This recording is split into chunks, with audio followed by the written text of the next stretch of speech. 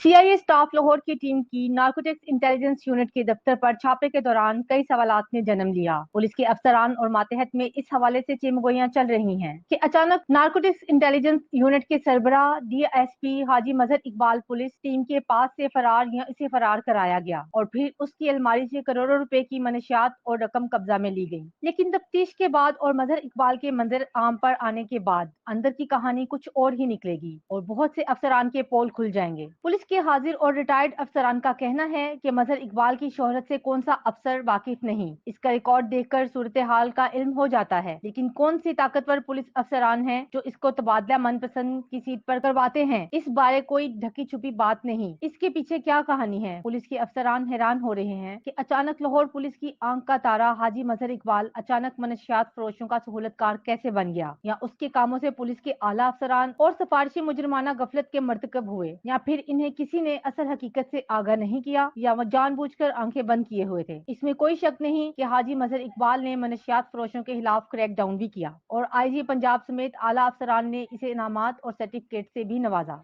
लेकिन लाहौर पुलिस में बहुत से मजहर इकबाल हैं जो धीरे धीरे ऐसी कार्रवाइयों में मुलविस हैं। इनके खिलाफ भी इंक्वायरियां हुई, वो गुनहगार लिखे गए और फिर अगली इंक्वायरी में बेगुनाह हो गए। इस बारे महकमे के अलावा हर किसी को इल्म है कि अचानक बाअसर पुलिस अफसरान या अहलकार गुनहगार होने के बाद बेगुनाह क्यों हो जाते हैं और फिर पुरकशिश सीटों पर बुरा जमान हो जाते हैं।